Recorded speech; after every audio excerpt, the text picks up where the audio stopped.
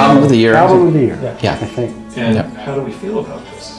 Well, we're honored. It's great. It's exciting.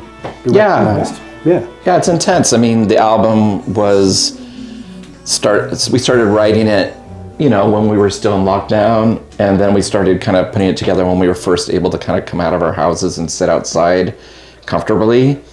So I feel like a little of it is still a bit of a hangover of that. So it was kind of exciting to finally get in a studio and make something after being grounded. So, yeah.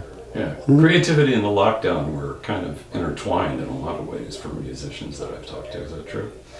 Yeah. I think things bubbled around in that time, but getting to kind of show it to everybody it took a while for that to come back and. Yeah, I remember being nervous. We were in your backyard, Victor, and I was like, I have a song, and I played it so fast because I just was it was the first time we'd kind of gotten together to share stuff. And then I think the next day you had the bass part written. Right. And then the next day, Jonathan, you had your stuff, and it was just like the band comes up with our parts really quickly. It's like usually first idea stays. It's kind of incredible. We don't really overwork our stuff, I don't think. No, but I think we were all hungry for something to do at the time, because we've all been in a lot of bands over the years, and everybody's kind of, I was certainly used to working regularly, and it stopped. So that record, I think maybe one part of the intensity of it is this, it was something to focus on. And also I'd broken my leg, and it was the first thing I could work on after I could walk again, and there was just, I was able to put a lot into it. I was able to focus on this one more than a lot of other records I worked on, so I think it's part of why it is what it is. Tell me about the name, Eyelids. Give me a little background on the band. Like, how long have you been together? Okay. And then we'll talk about I think we've been together over 10 years now.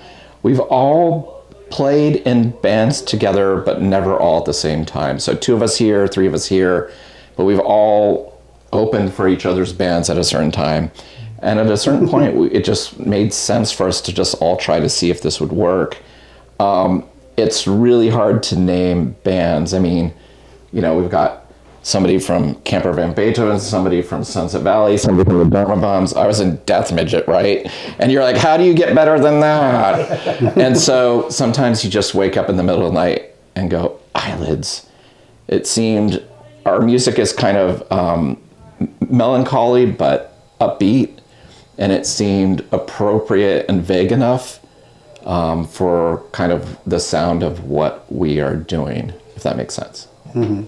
We kind of thought we were going to be a psych rock band, more than we ended up being. Yeah. And so it felt kind of like a good name for that, too, I think. A little bit of psychedelia to it. Yeah. It still does. Yeah. But, yeah, it's not. But it's easy to say, it's easy to understand. Mm-hmm. Everyone knows what you're saying when you say eyelids. And people remember it. Yeah. You have a cool logo. Yeah, we have. I was in Cannon Beach, and I saw a going out of business furniture store sign painted on a window in this blue and white bubble paint. It was like bubble lettering. I took a photo of it, and then our first album was like we recreated that on my going out of business video store window. And then we've had like crocheted versions of it, and John has been really amazing at doing iconography for the band in terms of banners and things in the woods, and we make everything ourselves. We do all the videos and artwork, and that's really kind of fun and powerful to do. So how long have you been in this iteration of the band? Or, how long have you been the Eyelids? Victor's the new guy. I'm the new guy, and you guys have been a band for a while when I joined. And you're 10 years now? It's 10 years, yeah. And it was funny because we were, we're all around the same age, and we were going to see Victor in Camper Van Beethoven, and not knowing he was our age. And Dharma Bums used to open for Camper, so I've known John for a long time. Mm-hmm. Right. So it's funny. Wild. Wow. So when the opportunity for a new bass player came in, Victor was like, that sounds fun. And it's really, the album, I think, Victor's playing on it really pushed the record in a way. We just did some things that I don't think we'd done previously, in terms of like counter melody, and there's a little bit more muscle and things. It was cool. I dragged you down in the trenches, is what I did. Yeah, I that's true. feel like you elevated all of us a little bit. Yeah, I do too. Yeah. I do too. Thank You said something. So I want to know about the guy here. What would he say if you were here? Paulie, he's pretty quiet too. I think he might even be quieter than you, Jonathan. But when he does step in, it's usually hilarious. Yes, in the van, he's the one that just makes us laugh. He times his humor at these most absurd little things, and sometimes it'll just be a little sound like or like, you know, or he'll pick up on he'll see something on a billboard, and yeah, he's just effortlessly funny and talented. So You'd be at like eating breakfast and you'd be talking about the state of the world or politics or something more or less serious. And you'd say, I saw Richie Blackmore when I was 14. That's Yeah.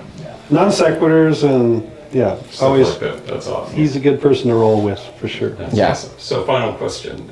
Just tell me again how you feel about getting, I mean, this is a big award from OMHOF. How do you feel about it? It was unexpected, it really was. Yeah, I didn't expect this at all. Terry called you, I assume. Terry Courier. yeah. I think it's, out of all of our records, it makes sense. I'm really proud of the record. I think there's a definite feel on the record that I don't think we've had before. It's a little bit more sprawling and ambitious. But it was also really fun to make. You know, John came in like one morning and was like, I wrote a song last night, and we just recorded it then and there. There was one song that we practiced once. I showed the band and I was like, this sounds too good. Let's not play this again until we go into the studio. Let's forget the song. So there was something kind of more playful with this one. And I just feel really honored that they chose this record.